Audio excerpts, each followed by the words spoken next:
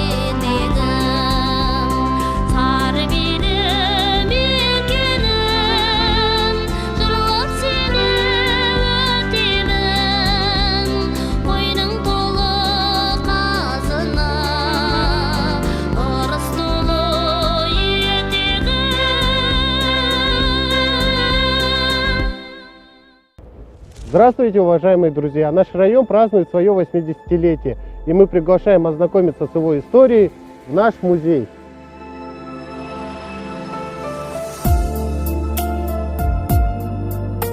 Осакаровский район расположен на севере Карагандинской области на территории древней Сары-Арки. Площадь района 12 600 квадратных километров, а районный центр – поселок Осакаровка. В состав района входят также поселок Молодежный и еще 53 сельских населенных пункта, входящие в 22 сельских округа. В 2020 году население района составило 33 тысячи человек. Район граничит с Нуринским сельским округом, также с Бухар-Жыраутским сельским округом Карагандинской области, также с Баянаулским сельским округом Павлодарской области.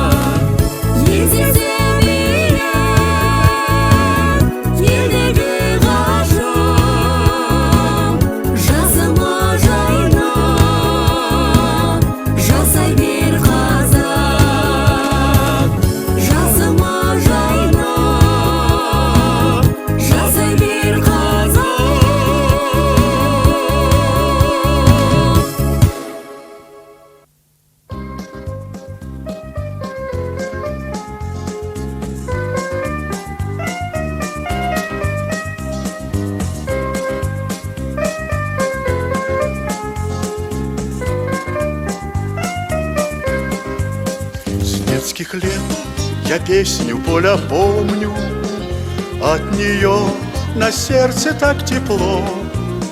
С этой песней, с этим нашим полем породнилось Осакаровское село. Здесь соловы не отзвучали, не потускнел родник с живой водой. Здесь живут мои односельчане, здесь мой дом родной. Здесь живут мои односельчане, здесь мой дом родной. Ла-ла-ла-ла-ла-ла-ла,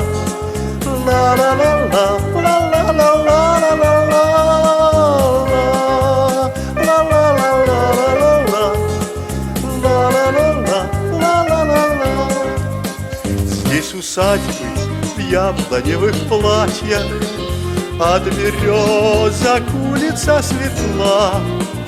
Каждый день играет осень свадьбы, чтобы жизнь по-вешнему цвела. Здесь соловы не отзвучали, не потускнел родник живой водой. Здесь живут мои односельчане, здесь мой дом родной. Здесь живут мои односельчане, здесь мой дом родной.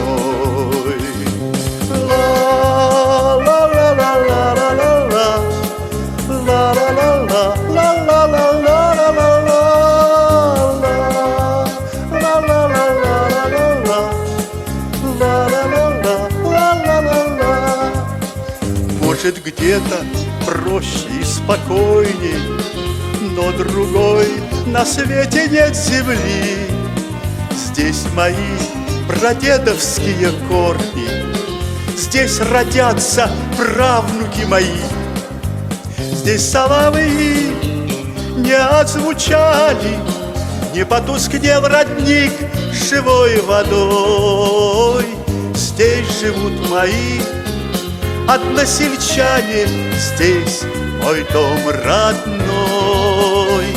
Здесь живут мои односельчане, здесь мой дом родной.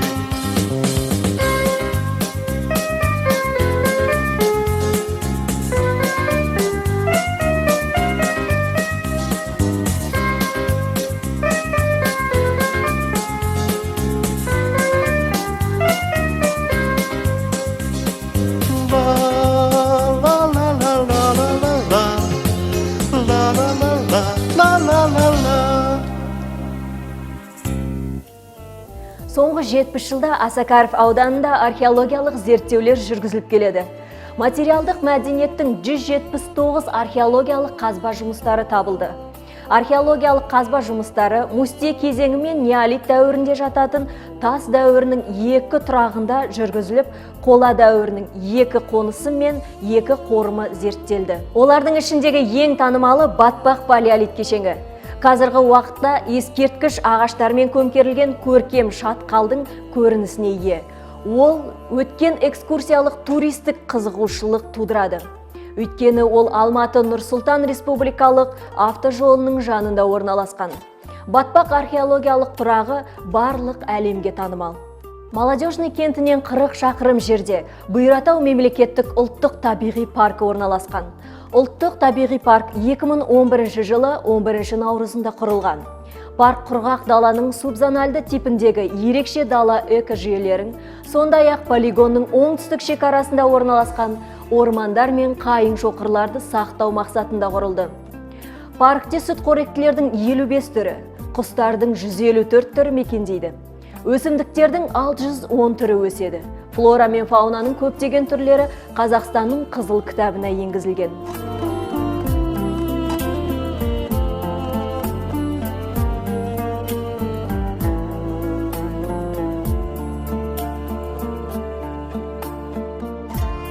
Это зал выдающихся людей. Вот давайте начнем с Нияз Батыра. Вот видите годы его жизни. Родился в 1679, умер в 1774. Почти года 3-4 назад мы установили вот этот бюст. Почему?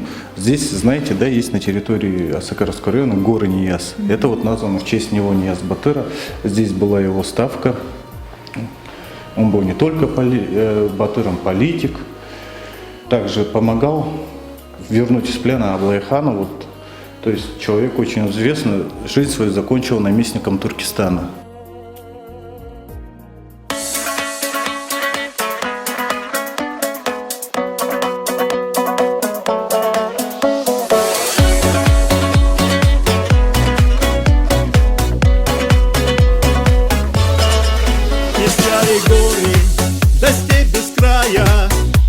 Озера бьют родники, и от России, и до Китая, и в самом сердце Азии. Мой Казахстан, я здесь родился, рос. Мой Казахстан, люблю тебя до слез. С реки родной, от юрки теплый дым, луна змеиной нает моя сын. Мой Казахстан, ты дружная семья. Мой Дастархан, так обожаю я.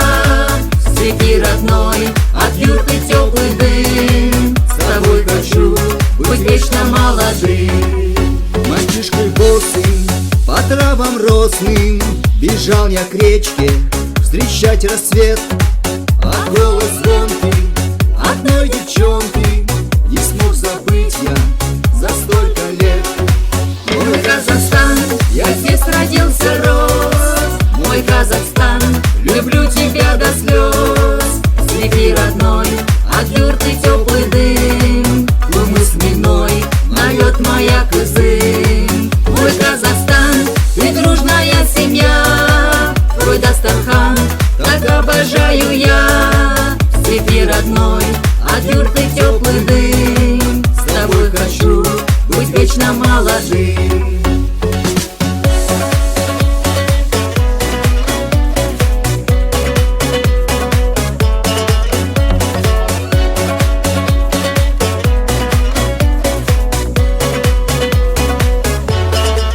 Здесь пахнет хлебом, под мирным небом, из яблонь белых слетает цвет.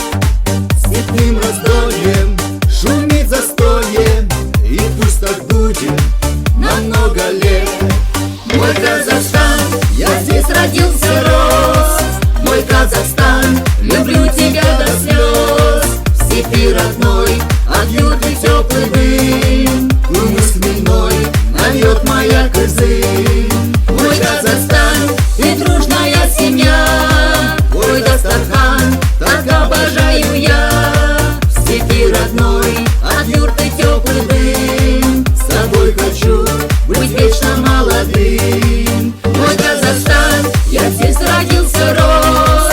Мой Казахстан, люблю тебя до слез. В степи родной, от юрты теплый дым, лумы хмельной налет маяк и зым. Мой Казахстан, ты дружная семья, твой Дастархан, так обожаю я.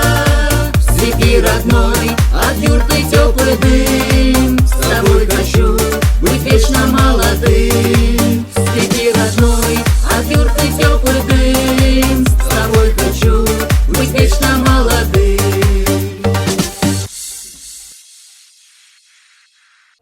Славными делами памятны для осакаровцев военные годы. Только весной 1942 года они отправили из района на фронт более 5000 человек. Всего на фронтах Второй мировой войны участвовало более 7500 солдат и офицеров из Осакаровского района. Погибло и пропало без вести свыше 3200 человек. В летописях боевых лет навечно записаны золотыми буквами военные подвиги героев СССР Панькова Ивана Кирилловича, полного кавалера орденов славы, Белова Федора Анатольевича, кавалера 5 медалей за отвагу, Греченюка Владимира Ильича, кавалера 5 орденов Отечественной войны, Жумабаева Байгильды. Также мы хотим отдать дань благодарности ветеранам Великой Отечественной войны: Котова Анна Никаноровна, Степанова Мария Дмитриевна, Медведев Николай Иосифович, Лукьянов Сергей Григорьевич. Низкий вам поклон за мирное небо над головой. В истории Казахстана, как советского, так и периода независимости, много значимых событий, которые оставили след в памяти людей, непосредственных их участников и потомков. Среди них освоение Целины, которое началось в 1954 году. В Осакаровском районе было организовано 2 целинных зерновых колхоза «Тракторист» и «Родниковский». В 1956 году Казахстан выдал государству 1 миллиард пудов зерна. Из них на Осакаровский район пришлось 18 миллионов пудов зерна. Это была победа. По итогам 1956 года Осакаровский район наградили Красным Знаменем Совета Министров Казахской ССР. Указом Президиума Верховного Совета Казахской ССР от 20 апреля 1964 года Осакаровский сельсовет переименован в Поссовет. Осакаровка стала поселком городского типа.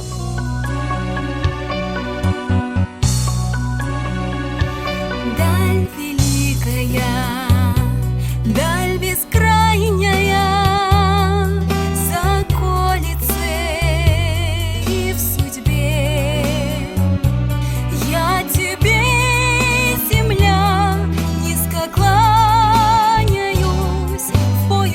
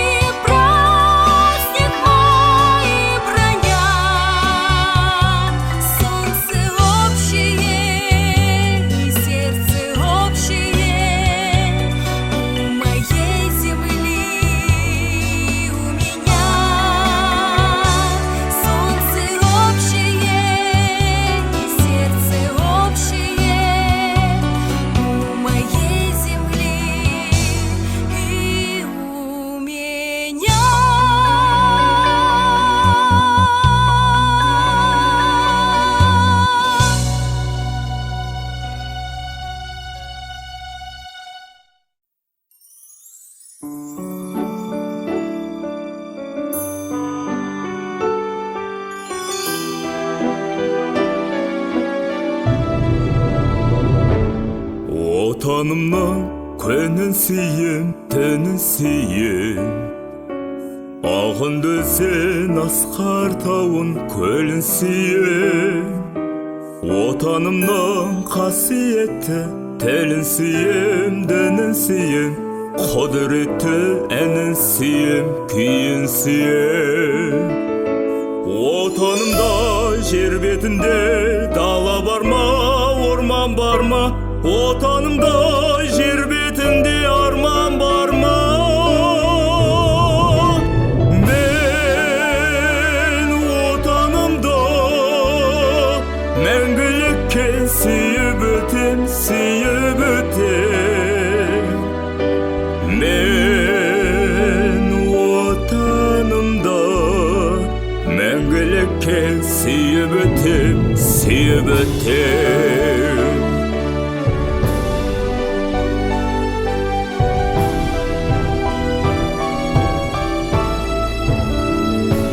Бар жәндігін сүйемін мен қабырлаған, бәрі маған отаным деп сабырлаған. Елім менің сыңғырлаған, бос ұрғая шырылдаған, жаным менің кеудемді алып ән жырлаған. Отанымдай жер бетінде дала бар ма, орман бар ма? Отанымдай жер бетінде арман бар ма?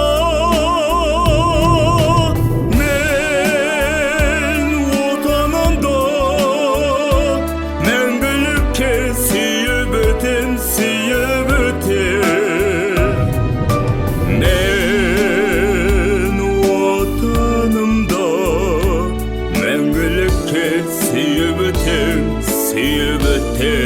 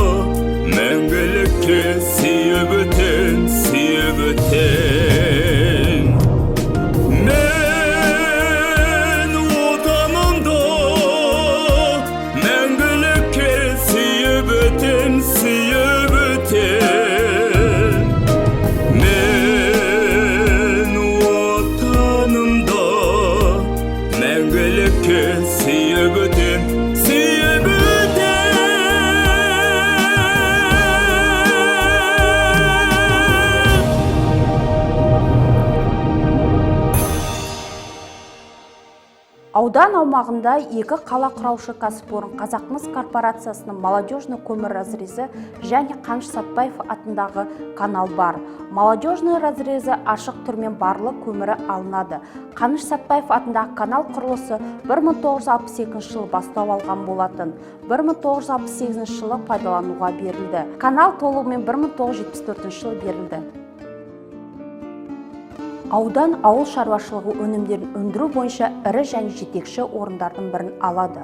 Аудан экономикасының аграрлық секторы қолданыстағы 581 ауыл шаруашылық құрылымдары мен соның ішінде 36 ауыл шаруашылық кәсіпорындары, 545 шаруа қожалық және 9070 жеке қосалқы шаруашылық ұсынылған. Сонымен қатар ауданымыздың Мерный ауылында орналасқан Тоныс шаруа қожалығы бар. Тоныс шаруа қожалығы айран, ірімшік, қаймақ және де басқа да сүт өнімдері шығарылады. Жансары ауылында саумал бие сүті өндіріледі. Саумал бие сүті адам денсаулығына пайдасы өте зор. Ауданымызда егін шаруашылығы қарқынды дамыған. Ірі шаруашылықтың бірі Найдаровская кәсіпорны жұмыс істейді. Өндірілетін дақылдардың ішінде бидай, арпа, жасымық, майлы зығыр және картоп бар. Шаруашылықтың бұл өнімдері тек Қазақстанда ғана емес, ТМД елдері мен Европада сатылады.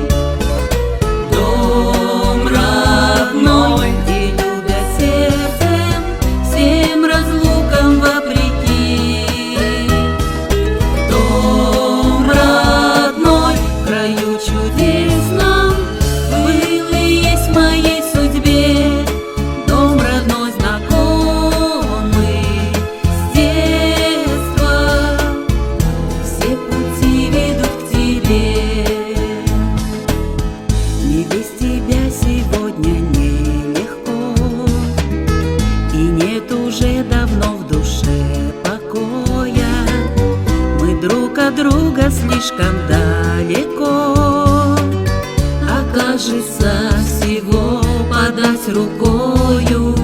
Не знаю, что мы встретимся опять. Я вновь пройдусь по улице знакомым. Так много есть, о чем мне рассказать. Трем яблоням, посаженным у дома. Дом родной, знакомый с детства. Городок, что у реки. Дом родной, где любят сердцем, всем разлукам вопреки. Дом родной, в краю чудесном, был и есть в моей судьбе. Дом родной, знакомый с детства, все пути ведут к тебе. Дом родной, в краю чудесном, был и есть в моей судьбе. Дом родной, знакомый с детства, все пути ведут к тебе. Дом родной, в краю чудесном, был и есть в моей судьбе. Дом родной, знакомый с детства, все пути ведут к тебе. Дом родной, знакомый с детства, все пути ведут к тебе.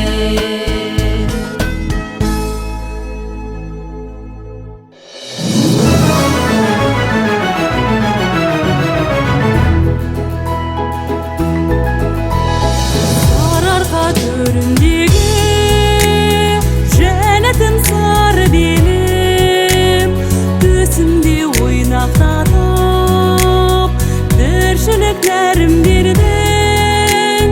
Шаттықтың дәмін татып, бақыттың бәрін көрдім. Сен менің құштарлана салатын әнім дедің. Еркем сары белім, еркем сары белім, сүрініп құласам да мақпалдай желмедің. Масайрап мақтана шаттанатын жұмағым өзің едің. Еліктей мені еркелеткен сары белім менің.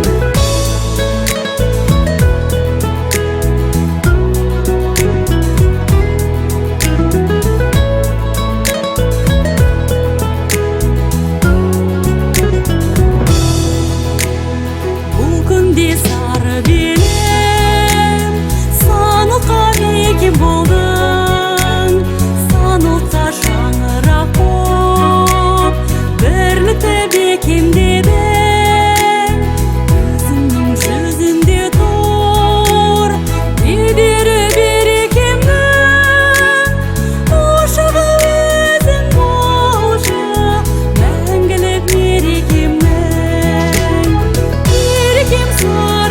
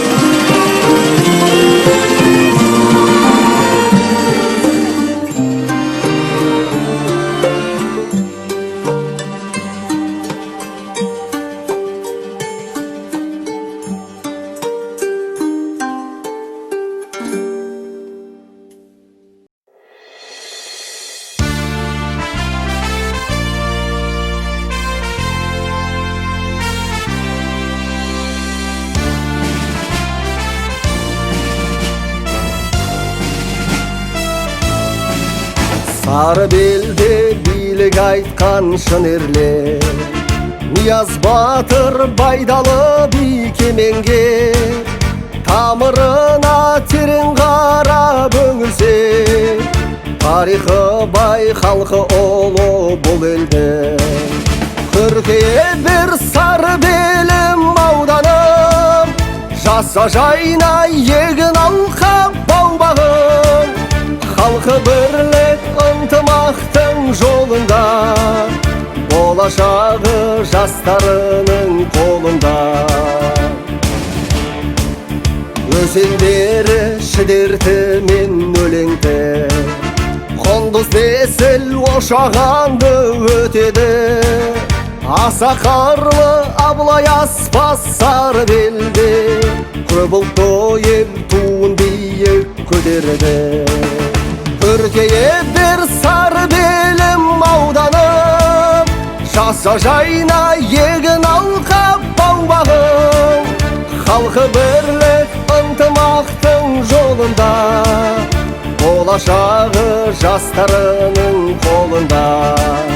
Халқы бірлік ынтымақтың жолында, болашағы жастарының қолында.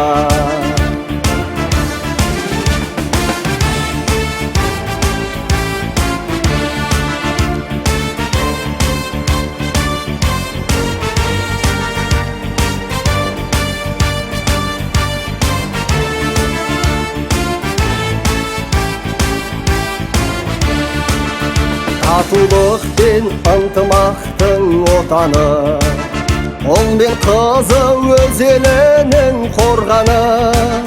Бірлік болса елімізде атады, жарқыраған болашақтың нұр таңы. Күркее бір сары белім ауданым, жаса жайна егін алқап бау-бағым. Халқы бірлік ынтымақтың жолында, болашағы жастарының қолында. Күркее бір сары белім ауданым, жаса жайна егін алқап бау-бағым. Халқы бірлік ынтымақтың жолында, болашағы жастарының қолында. Халқы бірлік ынтымақтың жолында, болашағы жастарының қолында.